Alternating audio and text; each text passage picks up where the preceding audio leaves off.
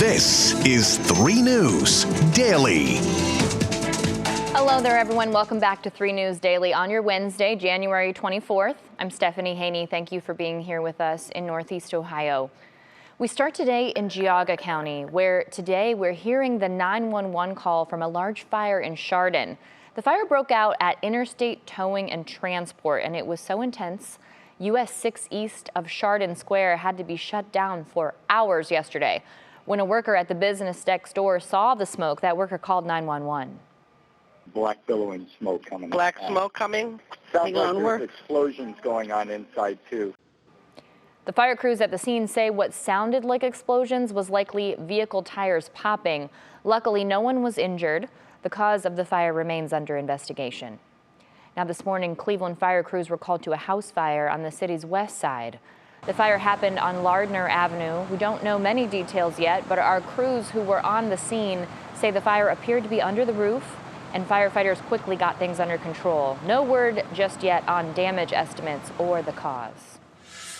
Also in Cleveland, police and EMS have confirmed to 3 News that a man was shot and crashed his car at a home on Seymour Avenue between West 30th and West 32nd Streets. This was around 4:20 this morning. The 46-year-old victim was transported to Metro Health Hospital in critical condition. Cleveland police say they're still investigating what happened and will release more information as it becomes available. We'll keep you updated as we learn more. Now in Summit County, the sheriff's office is asking for help finding another suspect potentially involved in a deadly shooting on I-77. A warrant has been issued for Giovanni Porter, who is now charged with murder in the death of 23-year-old Marquise Banks.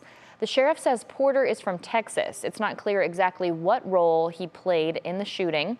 Another suspect, Cervante Suggs, is also charged in the case and has pleaded not guilty to several charges. Those charges include murder and felonious assault. Now to Portage County, where Kent police are investigating a deadly crash. This happened Monday night on Lake Street. A car hit a parked Spectrum utility truck at a high rate of speed, killing the car's passenger. Police say the driver of the car and a Spectrum worker were both taken to a hospital.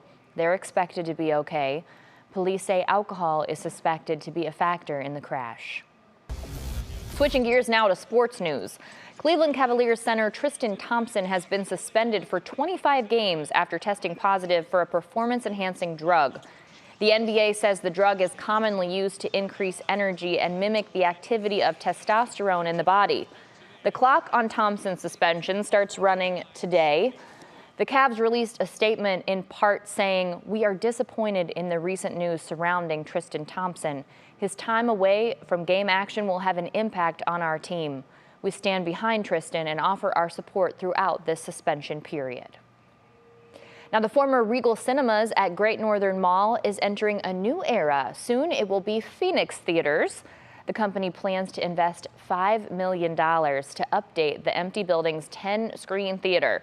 Some of the new features will include 4K projection, new surround sound, and large love seat style heated seats that will also recline. Sounds pretty fancy.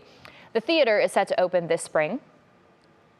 And we are less than 3 months away from the total solar eclipse, and for Northeast Ohio, the countdown is on. Cleveland will be in the path of totality on April 8th, and Graphics Plastics in Maple Heights is making solar viewer cards so you can safely watch the eclipse and take photos of it with your smartphone at the same time. President Jordan Katz says he's proud to produce a product locally for the event that's expected to draw thousands to Cleveland. Are coming from far and wide, and I think it's just another great opportunity for us to showcase our wonderful city. The company says it's been selling about 1,000 cards a day and expects that to ramp up as we get closer to the big day, April 8th.